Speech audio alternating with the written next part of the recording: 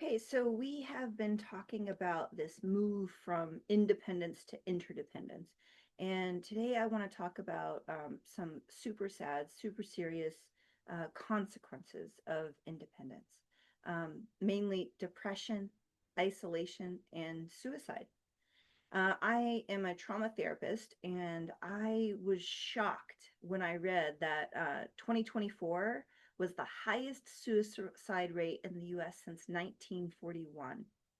In 2024, over 49,000 people in the US died by suicide. That's almost 15 deaths per 100,000 people. And this is a number we haven't seen this high since World War II. It's a nearly 30% increase over the past 2 decades, and it keeps going up. And men are still dying at much higher rates than women. And the most affected groups include our Native Americans and Alaska Native communities. Also, adults in the 50 to 54 and the 80 to 84 age ranges, and rural communities. They're being hit even harder than the rest of the United States. And these numbers aren't just statistics. These are stories, these are our people, these are our families, these are entire communities in pain. I was military police for 21 years, and we were the first responders to suicides. And the suicide rates within our own career field were also very high, high deployment rate, high divorce rate, and high suicide rate, unfortunately. I also had a very loving, very funny uncle that suicided, and it was a shock to all of us. And when you lose someone to suicide, it really hits you hard. You start to ask yourself a lot of questions like, how did I not see it? What could I have done to prevent it? Why didn't they ask for help? And in this video, we're not just going to talk about the problem, we're going to talk about what we can do together as neighbors, as loved ones, as a country. Because no one should have to suffer in silence, and we are not meant to do life alone. Now, according to the CDC, the Center for Disease Control, I think it stands for, uh, the suicide rates amongst males in 2023 was approximately 4 times higher than the rate amongst females. And males make up about 50% of the population, but nearly 80% of suicides. And there are a lot of reasons that this happens. And one of the biggest reasons is that we teach men that they can't ask for help. We teach them that they have to be strong, they can't be vulnerable, and they can't appear weak, so they suffer in silence. And I saw this a lot in the military. Soldiers with suicide, and no one had any idea they were even struggling.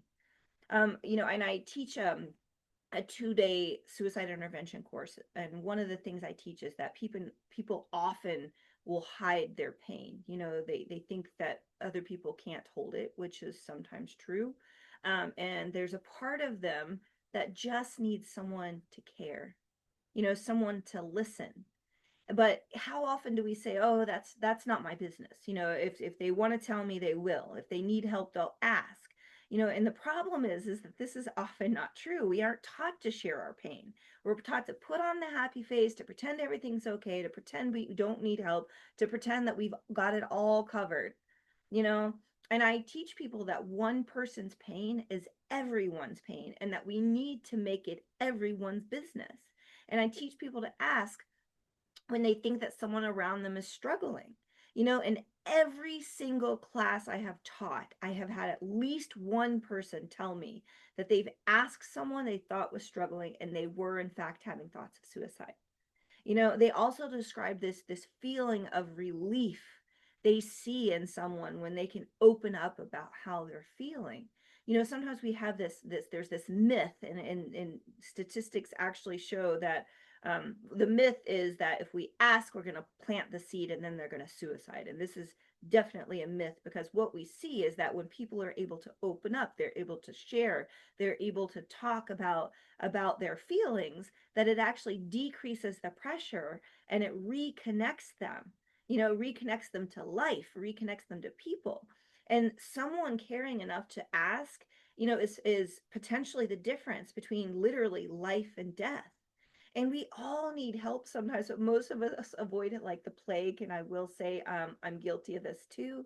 But somewhere along the way, we got this idea, and it's consistently reinforced, that we're supposed to have it all figured out. That needing help means we're weak or behind or not enough.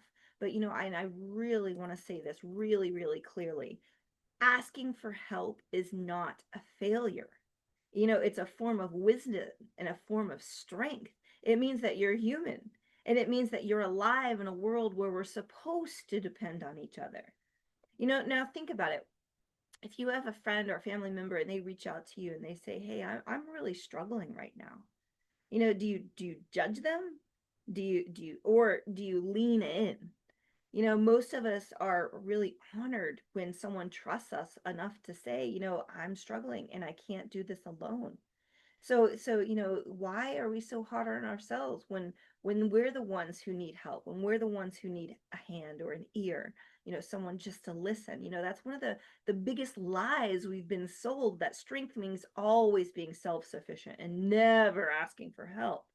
But here's what I've learned. Real strength is interdependence. And I'm going to keep coming back to this word, because this is where I think that we as a country will really start to thrive, when really start to move forward, is when we become interdependent. And it is not about just standing on your own. It's about knowing when to reach out and when to really show up for someone else, and offering support is super important. We can't wait until someone's at their breaking point.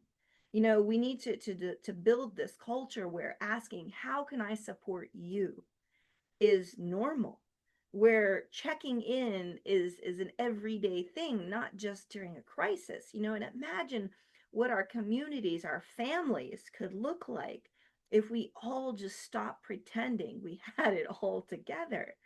If we made it normal to say, "I'm not okay right now," and just as normal to hear, "Yeah, I've got you." So what I want to do, what I want to ask you to do, is normalize asking for help. Teach this to your children, because if you're not asking for help, that's what they're learning. They're learning that I have to do this all by myself. So let's normalize asking for help, and let's normalize offering it. I remember there were times in my childhood where I was struggling and I couldn't ask for help. And it really was harder. And so this is what we need to teach our children. Ask for help, offer help. If you see someone struggling, become part of their life, become part of their support network, because we are never meant to do this life alone. And so I keep coming back to this. I really want America to choose love. And love looks a whole lot like showing up for ourselves and for each other, because that's how we become stronger. This is how we really become a superpower, is by lifting each other up. And so I have two questions for you today, and I'm hoping that you can get the conversation going down in the comments.